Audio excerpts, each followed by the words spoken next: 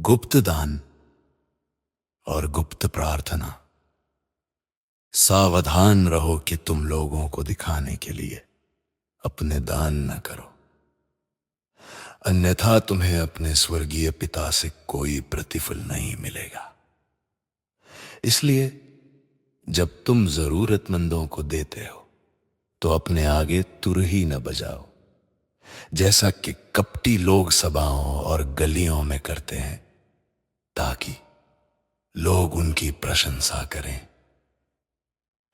मैं तुमसे सच कहता हूं, वे अपना प्रतिफल पा चुके हैं।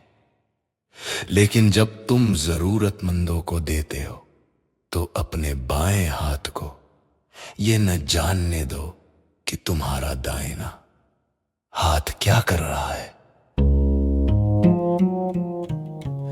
तुम्हारा दान गुप्त में होना चाहिए, और तुम्हारा पिता जो गुप्त में देखता है तुम्हें खुलेआम प्रतिफल देगा। और जब तुम प्रार्थना करते हो तो कपटियों की तरह मत बनो, क्योंकि वे लोगों को दिखाने के लिए सभाओं और सड़कों के कोनों में खड़े होकर प्रार्थना करना पसंद करते हैं।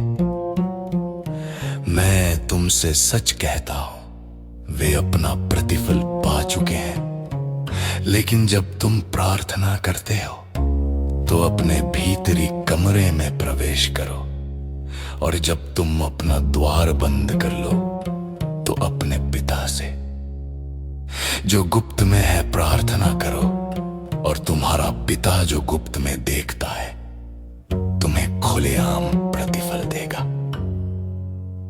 और जब तुम प्रार्थना करते हो तो कपटियों की तरह मत बनो, क्योंकि वे लोगों को दिखाने के लिए सभाओं और सड़कों के कोनों में खड़े होकर प्रार्थना करना पसंद करते हैं। मैं तुमसे सच कहता हूं, वे अपना प्रतिफल पा चुके हैं। लेकिन जब तुम प्रार्थना करते हो तो अपने भीतरी कमरे में प्रवेश करो, और जब तुम अपना द्वार बंद कर लो तो अपने पिता से जो गुप्त में है प्रार्थना करो, और तुम्हारा पिता जो गुप्त में देखता है तुम्हें खुलेआम प्रतिफल देगा। परंतु जब तुम प्रार्थना करो तो अन्य जातियों के समान बातें न दोहराओ, क्योंकि वे समझते हैं कि उनके बहुत बोलने से उनकी सुनी जाएगी। इसलिए तुम उनके समान न बनो, क्योंकि तुम्हारा पिता तुम्हारे मांगने से पहले ही जानता है कि तुम्हारी क्या क्या आवश्यकता है। इसलिए इस रीति से प्रार्थना करो।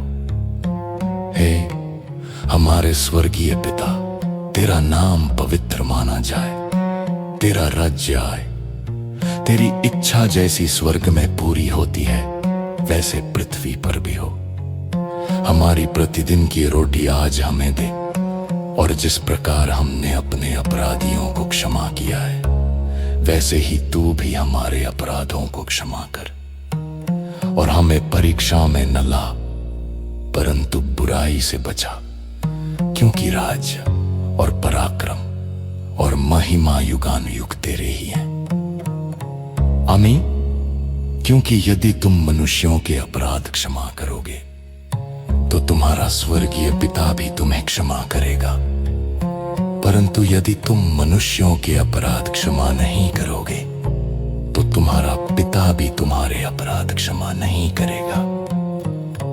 सच्चा उपवास गुप्त रूप से किया जाता है, और जब तुम उपवास करो तो कपटियों की तरह उदास मत हो, क्योंकि वे अपना मुंह बनाए रखते हैं ताकि लोग उन्हें उपवासी दिखाएं। मैं तुमसे सच कहता हूं, वे अपना प्रतिफल पा चुके। परंतु जब तुम उपवास करो तो अपने सिर पर तेल लगाओ और अपना मुंह धो, और लोगों को नहीं परंतु अपने पिता को जो गुप्त में है उपवासी दिखाओ, और तुम्हारा पिता जो गुप्त में देखता है तुम्हें खुलेआम प्रतिफल देगा। स्वर्ग में धन संचय करो, अपने लिए पृथ्वी पर धन इकट्ठा न करो, जहां कीड़ा और कई बिगाड़ते हैं और जहां चोर सेंध लगाते और चुराते हैं। परंतु अपने लिए स्वर्ग में धन इकट्ठा करो, जहां न तो कीड़ा न कई बिगाड़ते हैं और जहां चोर सेंध लगाकर चुराते नहीं। क्योंकि जहां तुम्हारा धन है वहां तुम्हारा मन भी लगा रहेगा। शरीर का दिया आंख है, इसलिए यदि तुम्हारी आंख एक हो तो तुम्हारा सारा शरीर उजियाला होगा। परंतु यदि तुम्हारी आंख बुरी हो तो तुम्हारा सारा शरीर अंधकार से भरा होगा। इसलिए यदि तुम्हारे भीतर का उजियाला अंधकार हो तो वह अंधकार कितना बड़ा है। कोई भी दो स्वामियों की सेवा नहीं कर सकता, क्योंकि या तो वह एक से घृणा और दूसरे से प्रेम रखेगा, या वो एक के प्रति समर्पित रहेगा और दूसरे को तुच्छ जानेगा। तुम परमेश्वर और धन दोनों की सेवा नहीं कर सकते। चिंता से छुटकारा पाएं। इसलिए मैं तुमसे कहता हूं, अपने प्राण के लिए ये चिंता न करना कि हम क्या खाएंगे, क्या पिएंगे, या अपने शरीर के लिए कि क्या पहनेंगे। क्या प्राण भोजन से और शरीर वस्त्र से बढ़कर नहीं। आकाश के पक्षियों को देखो, वे न बोते हैं, न काटते हैं, न खत्तों में बटोरते हैं, फिर भी तुम्हारा स्वर्गीय पिता उन्हें खिलाता है। क्या तुम उनसे अधिक मूल्य के नहीं? तुम में से ऐसा कौन है जो चिंता करके अपनी अवस्था में एक घड़ी भी बढ़ा सकता है? और वस्त्र के लिए क्यों चिंता करते हो? मैदान के सोसनों पर ध्यान दर कि वे कैसे अपते हैं, वे न परिश्रम करते न काटते। तो भी मैं तुमसे कहकर कि सोनेमान यत्न साये विनितार न होने से किसी के समान वस्तु धन नहीं मिलने का। इसलिए यदि तुरमुशर मैदान की दासद जो आज है और धार में झोंकी जाएगी, ऐसा फिश पर तैरना का तफोर मैदान की दास को जो मुझे और धार में झोंकी जाएगी, जो दरनक तहन आएगा। हे आय का विश्वासियों, क्यों वो तुम्हें और की विचिकना टहनाएगा?